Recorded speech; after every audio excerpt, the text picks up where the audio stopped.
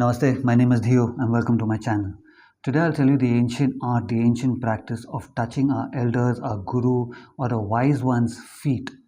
Here in India, it's a very common practice, and all of us, right from our childhood, are brought up in a way where we touch our elders' feet in whatever we are doing. Let's say, even if it's our parents or our aunts and uncles or relatives, whoever are elder to us, we always touch their feet, especially if it's our parents, before we go for even something like our exam or something that we're trying to do for the first time, anything new, a new beginning, we always go take their blessing. We touch our guru's feet when we are taking our blessing. But there's a lot of science and there's a lot of knowledge behind this. There's a lot of art behind this, the way it is done, how it is done, not only for the person who's touching the feet, but even for the one who's blessing you. There's a science behind this, which over a period of time has just lost its meaning, and it has only remained to the fact that you're taking their blessings and you are bowing down because of respect for somebody who's an elderly person to you.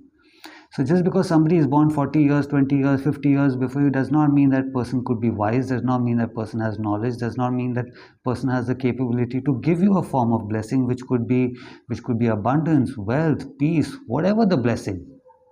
So here, this knowledge is not only important for somebody who needs that blessing, because a lot of parents also especially need to know not to randomly tell their children that, okay, touch this person's feet. You don't know whether this person is capable enough of giving your child that blessing.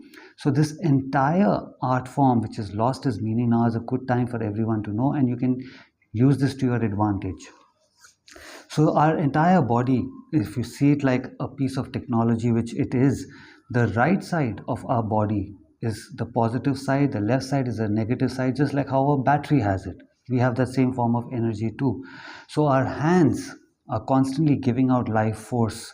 Similarly, our feet are also doing the same thing.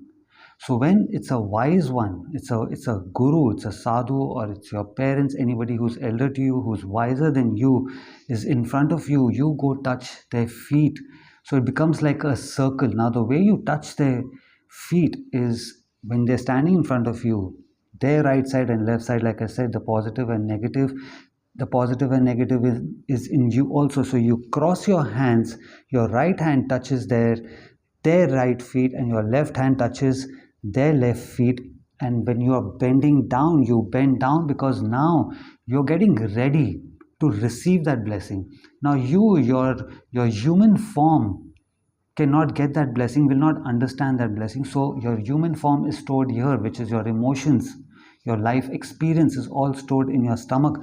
So you're keeping that emotion behind, which a lot of people say it is keeping your ego behind. Yes, that is also right, but let's call it your human emotions behind, and you're bending forward, getting ready to receive that blessing. So you touch their feet, and when you do that, they touch your head. They touch your head. So now it becomes like a circle. You're receiving and they are giving it. You're a receptor for it. It becomes like a cycle of energy. So this is how that blessing from them reaches you, by you touching their feet. So a lot of people will say feet, but in reality it is also the big toe. The big toe has a maximum amount of energy which is being passed out. So you're touching the big toe, and this is how the energy is transmitted. This is how the blessing, the knowledge, the guidance, spiritual guidance, wealth, whatever blessings they're giving you at that time is coming into your life. It's like a circle. So this is why I always say, so now let's say somebody who is not capable enough, is not living a great life, is not got all that spiritual knowledge, this person themselves is got a lot of flaws in them. Do you want to touch that person's feet? And bringing all that energy just because old customs and cultures would say that, okay, all elders' feet need to be touched. No, they don't need to be touched. So you be a good judge of the person, the guru. A lot of gurus, just because a person wearing a robe, may not be a nice human being. So is he capable enough of giving you that blessing? No, you got to be a good judge of that. Listen to your instinct, listen to your gut feeling, and then you go touch the person's feet. And this is how the energy is passed on. So even for a lot of gurus, even for a lot of elders who don't know how to give that blessing, when a person is touching their feet, they just go slap you on your back, tap you on your back. Oh, God bless you. No, it's like petting a dog. Oh, good doggy, good horsey. No, You got to touch the person who is touching your feet on the head if you really want the blessing to be passed on. So when the person is bent down, touching your feet, a lot of people don't cross their hand. In today's time, what people do is they don't even bend down, they just do this.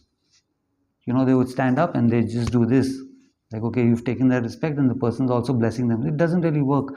You got to really bend down, stretch your hands. Your hands cannot be folded. Your hands need to be stretched like an antenna.